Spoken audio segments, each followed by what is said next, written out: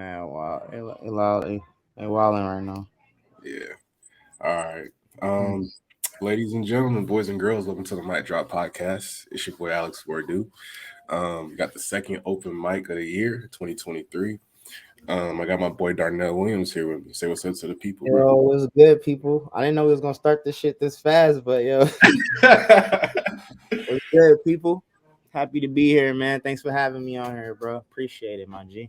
Yeah, no problem, bro. No problem. So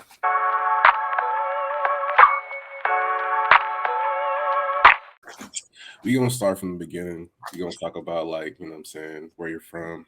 Uh I know you. I don't know if you're from Detroit or you're from Cali. Personally from Cali. I'm from Anaheim. So, No, I'm from Detroit, bro. I'm in Detroit right now, but I'm from Detroit. I just live in Cali. I've been living out in Cali for a minute, and I kind of got I feel like my first buzz started in Cali. 'Cause, like one of my first single that got like a little like went viral a little bit was called South Central. So I feel like that confused a lot of people. But okay. the story behind that was I was just living in South Central. I was standing on my homie like he had like a open kitchen. I was sleeping on like a kitchen floor out there and shit. Damn. But yeah, Damn. I was just on some hustling shit. But I ended up seeing like a motherfucking I was getting some chicken in the morning. I ended up seeing a drive-by shooting. For real? Yeah, bro. I was walking out the chicken spot. This car started shooting at this other car. But so I seen that shit. And that shit inspired me to write this song called South Central. And then, bro, I made a video for it. And then from there, I think like I put it out. It hit like the Spotify viral something or whatever. Mm-hmm. And then that was my career. That was like the start of my career, bro.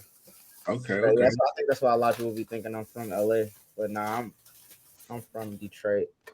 Okay. So when did you like eventually move to like LA? Like Oh, bro. My bad. I keep looking around. I'm rolling the blunt right now. you straight? But so I went to school in Chicago. I lived there for like 2 years.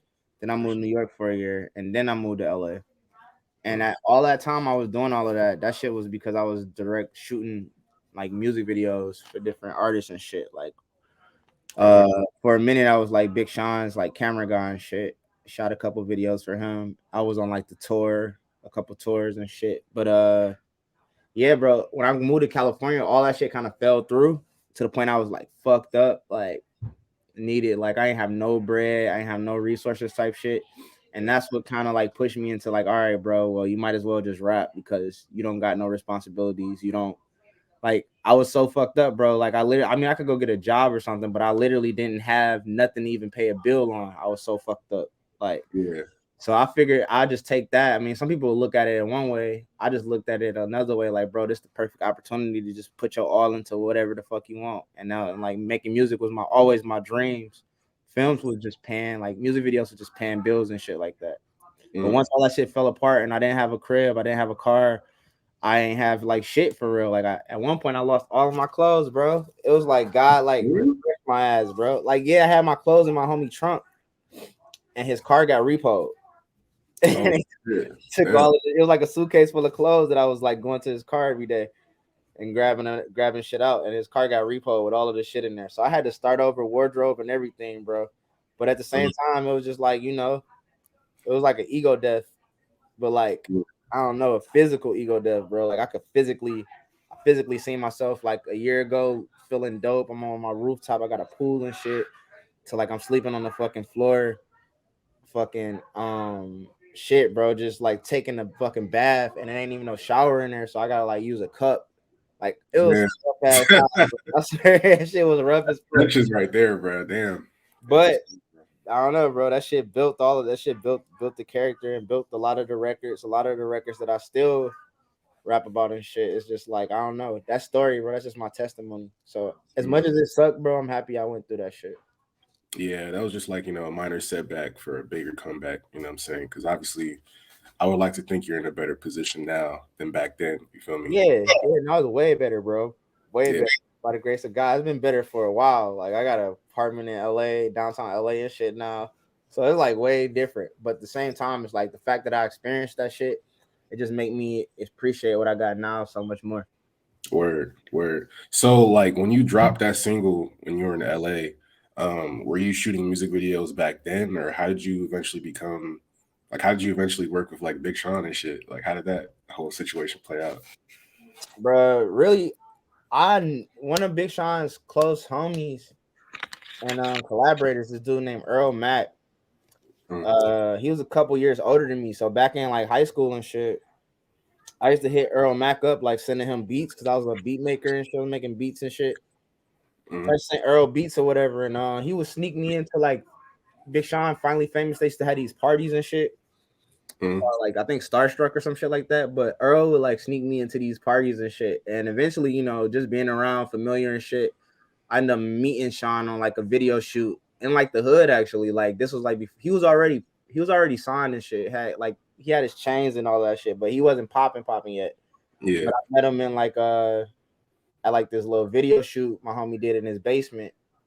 And then shit, probably like I don't even know, bro. Like right out of high school, like probably like 6 months later, I was on tour with him, like doing camera Oh, you work. went on tour with him too. Damn, that's Yeah. crazy. That's wild. So How, it's how was that? it was dope, bro. But the only thing was, it was just like I was on stage doing the camera work, so I feel all that energy, but it was for Sean, and Mm, yeah, I already knew I wanted to make music. So it was cool, but it was almost bittersweet because it's like I'm up here, I'm feeling the energy from the audience and just like how this shit feel. I'm getting a full experience, but I'm not getting the experience from the artist point of view. I'm getting the experience from like a creator point of view. yeah. But like I'm definitely grateful for Sean giving me that opportunity, man. I appreciate that shit to death because I seen a lot, taught me a lot. It was like Mm, a quick, fast, like like break on shit. But same mm. time though, like yeah, bro, like I just couldn't wait to get on the stage for myself. Yeah, I feel you. I feel you. So like did that experience and all that, did that like help you kind of network too? To kind of help you in your music career too? Nah, bro, not at all. Mm. But I Not was kind of like some intern shit kind of, or was it just like nah, bro. See what happened? I ended up getting kicked off that tour. mm, So I got into like a little I don't even know. It wasn't even no fight, bro. It was like a scuffle with Sean manager at the time. And okay. shit, that What was was it? that. What was it But over? huh? What was it over? It was just like some Bro, the petty. craziest shit was over the As video. So I had shot the original As video before they put Nicki Minaj on it or whatever. Yeah. And I think Virgil at the time, God bless it, his soul. Virgil was coordinating this shit or whatever for good. So I had to send the video back to like Virgil and then but Def Jam wanted the video too. People don't understand like shit was like split. Like Def Jam, they their own thing, and Good was his own thing as far as creative. Def Jam was Yeah. like, yo, we need a video right now. It's about to go viral. Good was like, we need to work on it more. The video definitely wasn't ready. Looking back at it, bro, it's like, hell no, that video wasn't ready. But Def Jam was trying to put the shit out, and I'm like, bro, I'm hired by like Virgil and Good in them, so I ain't really trying to go up against them and get a shit to them. So it was a whole thing. I got into like a shouting match and shit. And then Mm. we got into a little scuffle, and then I got kicked off the tour. But so that was that. But the manager that it was, bro, like now, like that's like my bro. Like it's this dude named Okay. Mike Brinkley. That's my homie for life, bro. Like a lot of the shit. That's usually how shit works. Like you Yeah, gotta have like he's like he like I was just when I was over at Rock Nation, he like I don't know, A&R's head A&R some shit like that. But I run into him all the time, bro. Brinkley the homie now, but yeah, that's how I ended up getting kicked off that tour, bro. But definitely learned a lot, man. mm, mm. Okay. It's growing pains, you know what I'm saying? You know what I'm saying? You gotta go again, you gotta go through shit, you know. At least you still got to, not a lot of people have that opportunity, you know what I'm saying? So you definitely did your thing. Like did so what was like your first performance like? Or My have you ever first like performance performed? in life.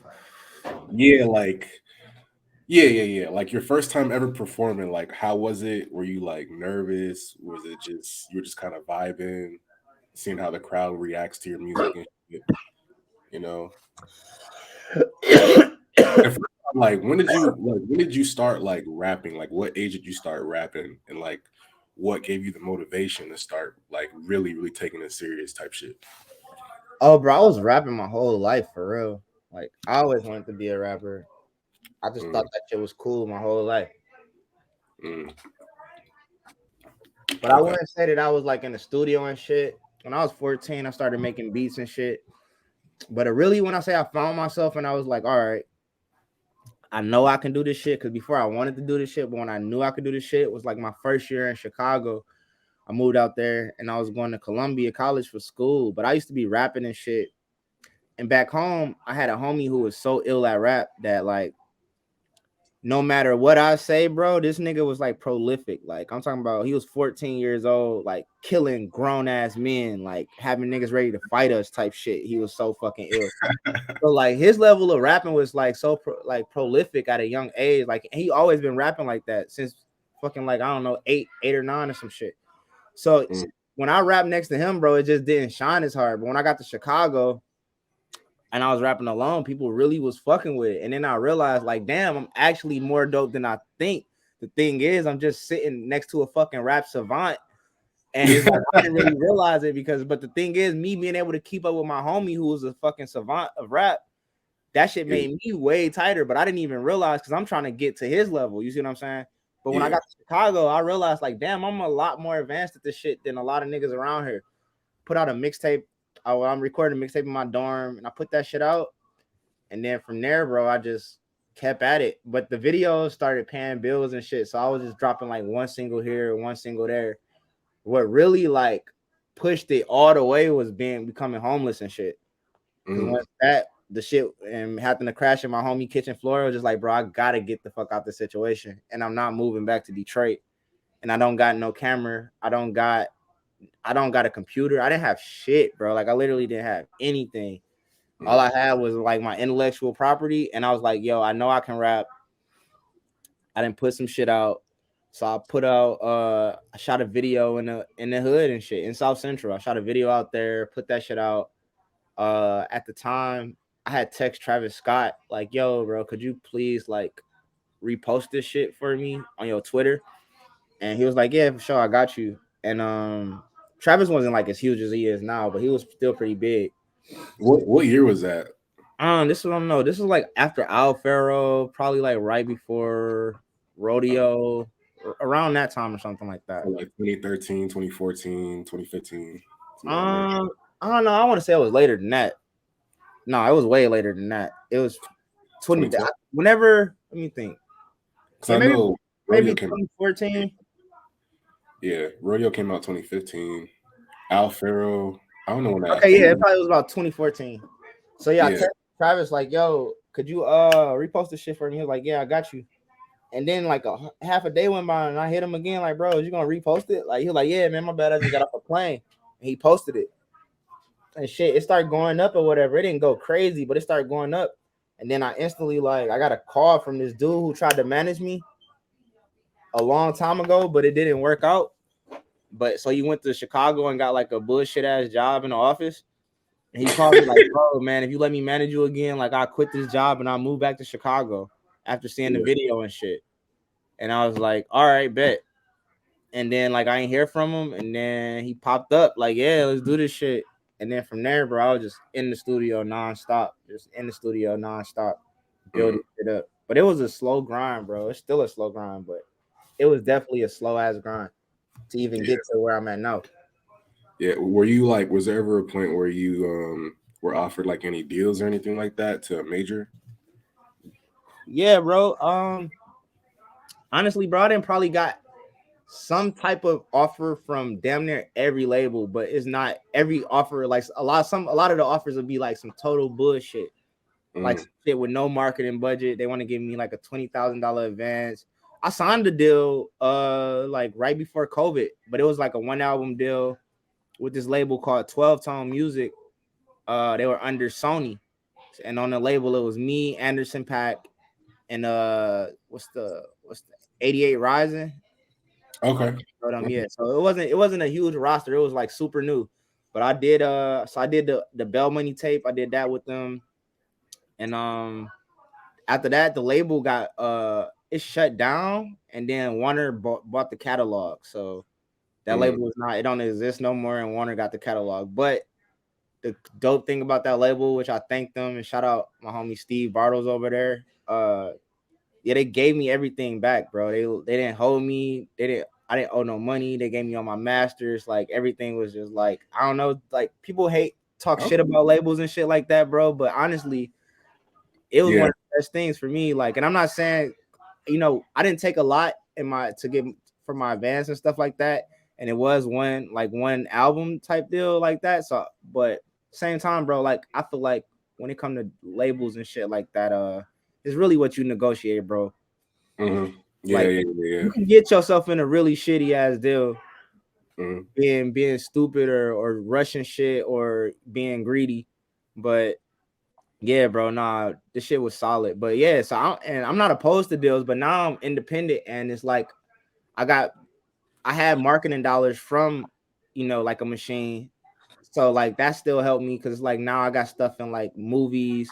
I got stuff in a video game. I got stuff in a couple movies, couple TV shows. Like, so I got syncs and stuff like that. But the difference is like I don't got to break it down between motherfucking like, I don't know, 15 people. It's like if I make a song with a producer, it's me and him, and then it go to the sync. So usually like, so you get like some syncs is like $10,000, $20,000 a sync like that. But after it trickle down and paying my publisher and then it get to me, I might get like $5,000 type shit. That's when everything is all connected. And I understand it. I understand why it's like that. But that's the thing about being independent. It's easier when you already got some type of shit established. Like I'm not telling nobody to not get a deal, but once you already got some shit, if they already put money into you and shit like that, and you already got like a platform, you got a good amount of monthly listeners or some shit like that, you make a revenue from there. You don't really need that. You don't really per se need a label because you gonna make more money, bro. You're definitely gonna make more money.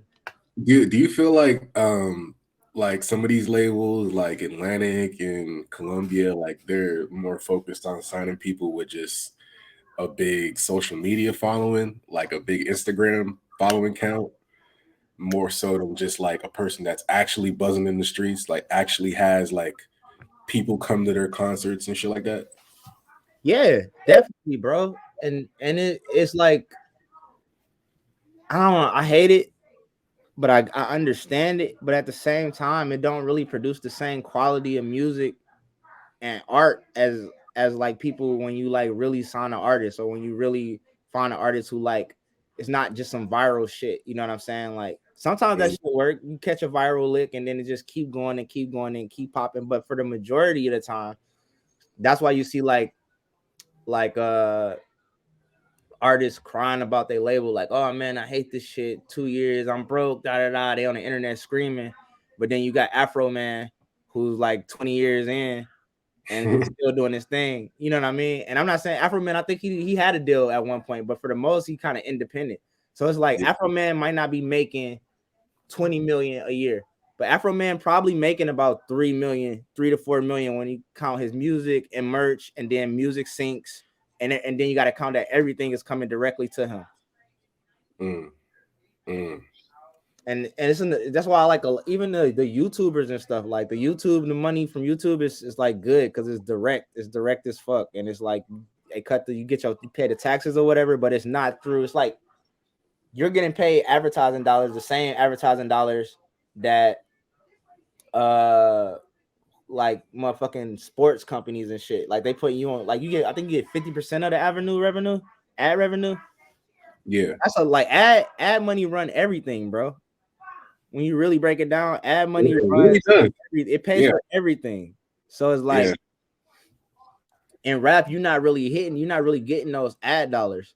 You know what I mean? You getting like even Spotify, the way that they break down your shit to get an ad dollar, like bro, you should get like it, you know what I mean? Like there's a lot of things wrong with like the streaming services, even how they count like a stream. Like what is a stream? Like I think Spotify, I think you need to stream like some like 1,250 something to count as one album sale or something like that.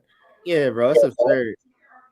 So I think the best thing is for me, how I make my money in the industry is like I just provide everybody with a whole like universe. So it's like I make the music, I make clothes. I got like this like viral. It's like a little like skit show called Fuck Hollywood that we put out shorts and shit of. I got a Bail Money podcast. Um, Oh, so you do a podcast too? I don't per se be on there all the time. My homie Skyo host it, but like I started it up and we do it in like this augmented reality space. I'll let you check it out too. It's like with this company I'll be working with called Encore. It's a Kid Cudi company actually. Oh, okay. But Okay. yeah, so we do a podcast on there. But yeah, I just make enough shit so that it's like in every if you ain't fucking with the music, maybe you fuck with the clothes. If you don't fuck with the clothes, maybe you fuck with the skits. Maybe if you don't fuck with the skits, maybe you fuck with the dialogue. And if you don't fuck with all of that, bro, I don't know. I just can't help you. You know what I'm saying? But Yeah. yeah, bro. At the same time, I feel like every artist gonna have to get to that point where it's just like, I mean, if you stay with a label, they're gonna do all that shit for you. And that's the thing when you independent, you start having to do everything yourself. But at the same time, bro, it's like it's way more control.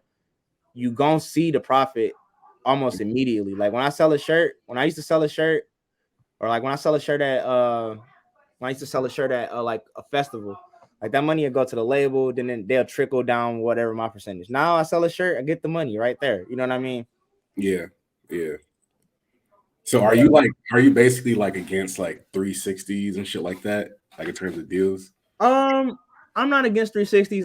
I'm it depends on how much you bring in to the table. Cause it's like if you 360 me, then you getting a writer, a director, a musician, Mm-hmm. because I direct videos for other people. So it's like, are you gonna take a profit from that? Like a designer, I'm making all of my merch. So it's like we're not paying the merch person no more. Are you taking all like it's so much stuff. I'm probably gonna shoot a film eventually. Like, you know what I mean? So it's Yeah. like for somebody like me who's a multi-dimensional artist, I don't know if a 360 is like appropriate. But for somebody who's just like making music and it's like, hey, per se, you might just make songs. You might not have the super creative mind to make clothing and da da da and do this and that. You don't really care. Or you do care, but you just rather somebody else handle it and you're gonna pay them for that. So I'm not against it. It just depends on who you are as an artist and what you feel like you bring into the table. And do you want them to have a piece of everything? And that's like currently and the future. Mm. Okay. Okay, that's dope. Okay, okay. Yeah, I saw one of your videos. I forgot what it was, but I was like, bro, this is some good ass acting. Have you ever thought about like getting into some like acting shit, even if it's like skits or like, something like that? Yeah, bro. Definitely. I got an agent, bro. I've been hitting his ass up. Like, bro, send me some shit. Send me some shit. I done had a couple auditions for shit. I got real close to the ending of to getting into that White Boy Rick movie, but they didn't have White Boy Rick yet. And I was like, they didn't have White Boy Rick yet, and they didn't know if they was gonna get an actual grown White Boy Rick to play a younger version or like an actual kid. And that was the deciding factor for me because I was gonna be the best friend of White Boy Rick, but it ended up being a kid, so they ended up getting another kid. But but That's yeah, good. bro, I'm definitely trying to do a lot more acting, and I've been trying to like audition for shit. But the thing is like if I don't get enough auditions this year, I'm really just shooting my own shit because we've been shooting these like fuck Hollywood skits, and they do pretty well on the internet. It's just like a task to get everybody together and shit like that. But Yeah, I yeah. definitely want to make like maybe like a 3-part feature of that. Okay, that's dope. That's dope. Um, what's it called? So like, what are some things to help you try to like manifest certain things that you want to achieve in life, just in general? Like, what are some like words of affirmation that you kind of tell yourself, like, to kind of motivate you to keep going? Because I know doing that music shit can kind of get demotivating sometimes.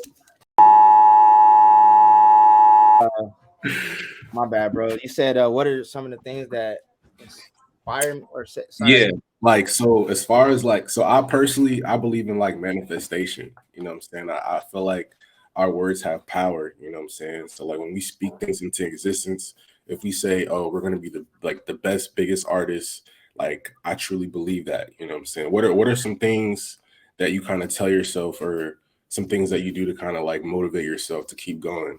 Like as far as whatever you do, whether it's music, acting, just anything. You know what I'm saying? I be writing shit down, bro. I got a whiteboard at my crib, and that's like a magic whiteboard for real. Cause the shit I write down on it come true. Not always at the time that I need, but I didn't literally wrote people name on there and ran into them on the street type shit. For real? I wrote a dollar amount and it came true. So like right now I got like what I think they got 25 billion up there right now. Okay. But Big money talk, bro. Okay. I definitely like write shit down on the whiteboard, bro. I feel like everybody need to get a whiteboard. And then beyond that, bro, I don't know, bro. I just don't got it in me to give up. Like I just never had it in me to give up, bro. I always felt like I could do this shit. Like even like I'm from Detroit, bro. Like I'm really from like the west side of Detroit. So it's not a lot of like opportunity for the music industry. Like right now it's starting to pop, but growing up here, bro, nobody was fucking with us for real, bro. Nobody was really fucking with us. Niggas was talking about all the Detroit niggas rap off beat.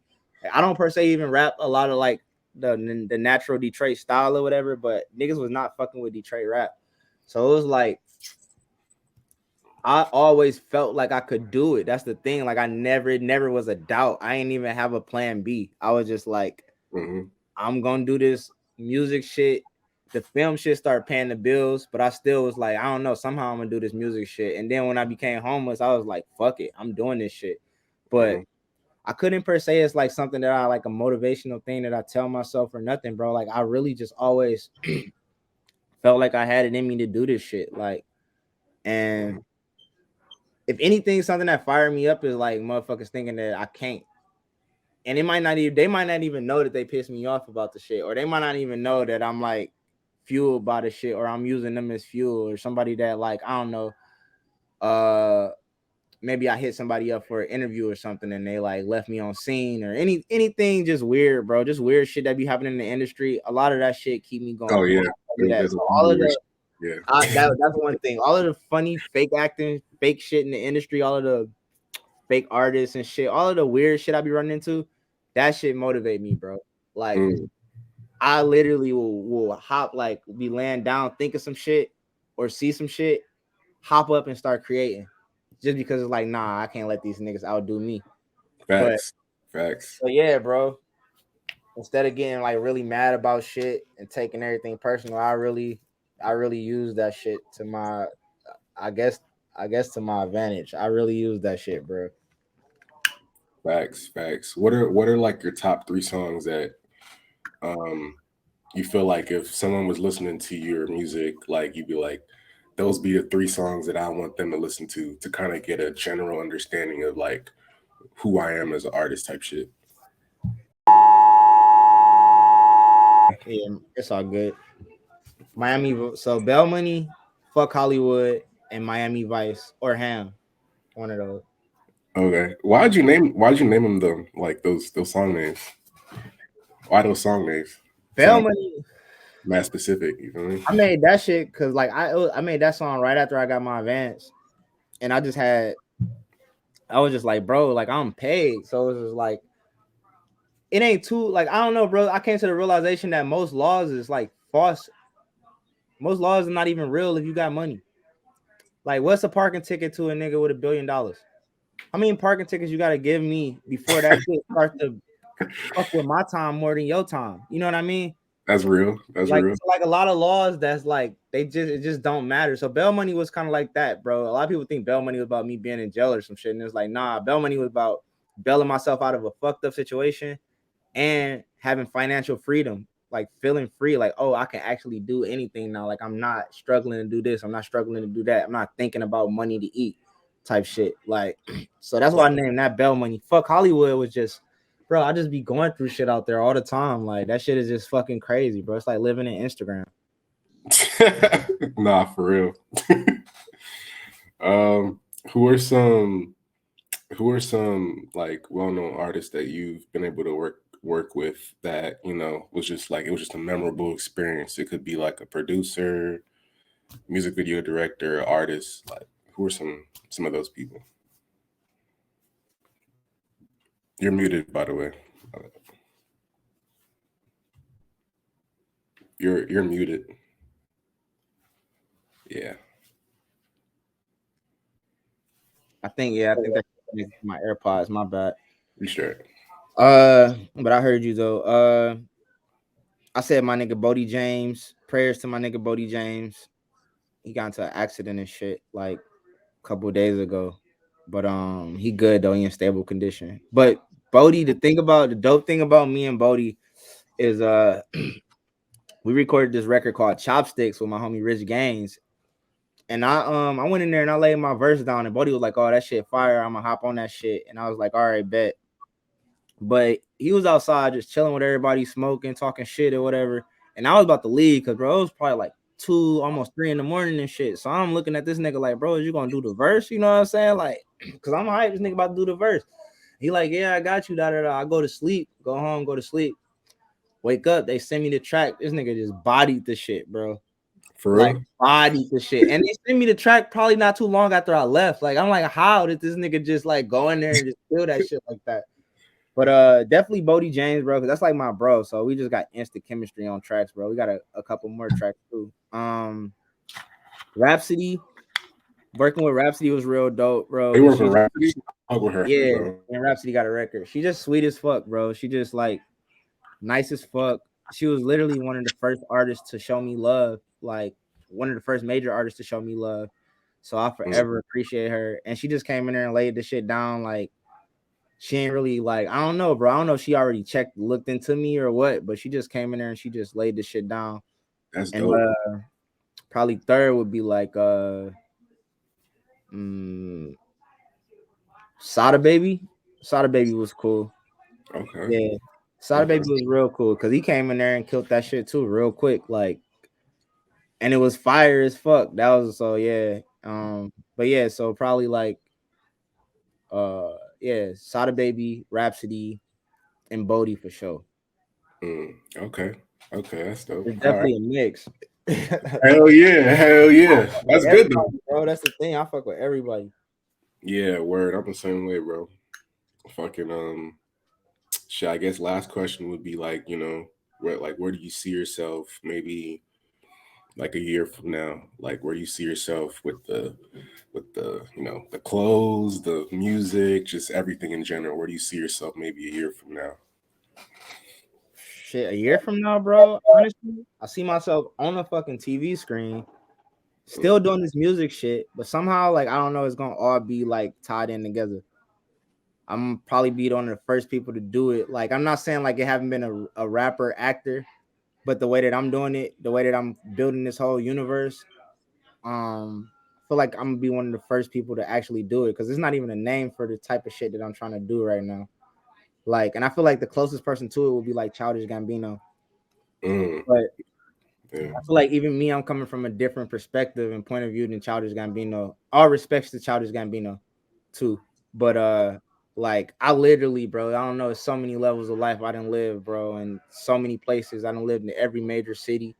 Like I didn't fucking like been broke as fuck on a kitchen floor. I didn't met Jay-Z, like type shit. Like, so it's That like, ass?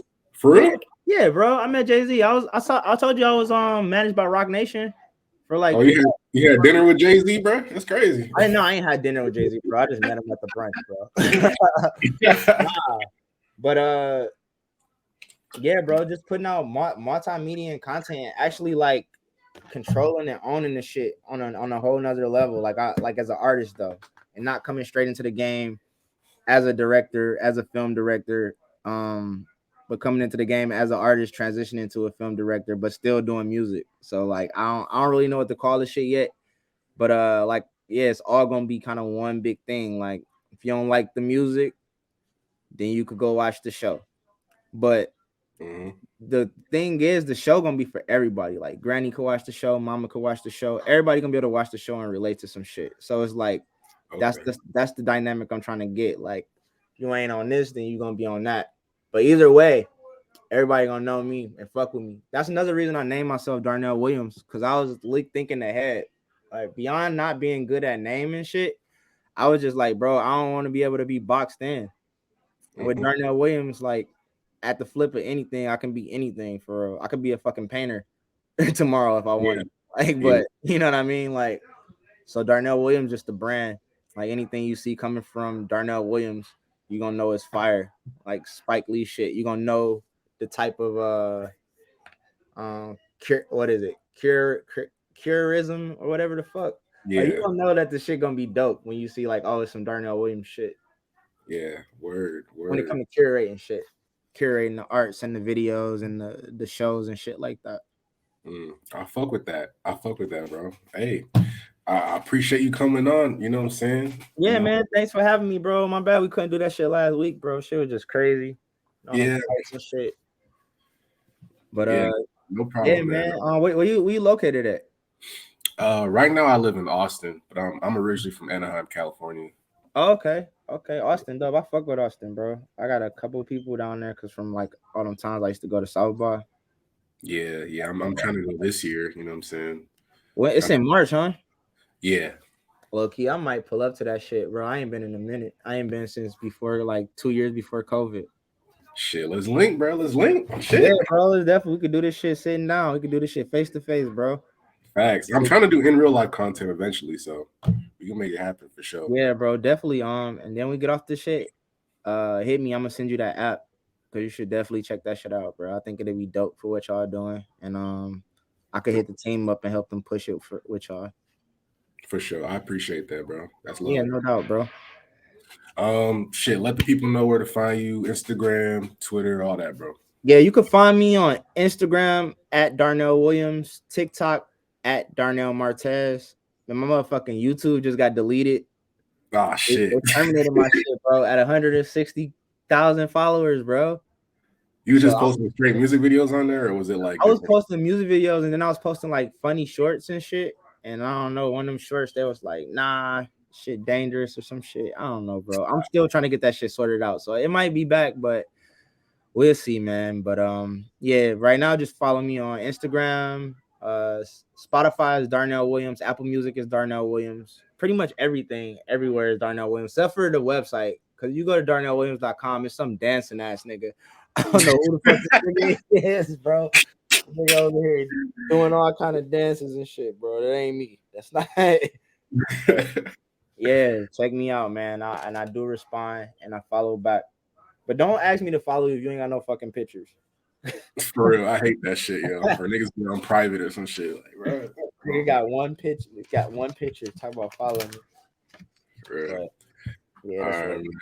Yeah, appreciate you coming on again, brother. Yeah, man. Thanks for having me, bro. Appreciate it.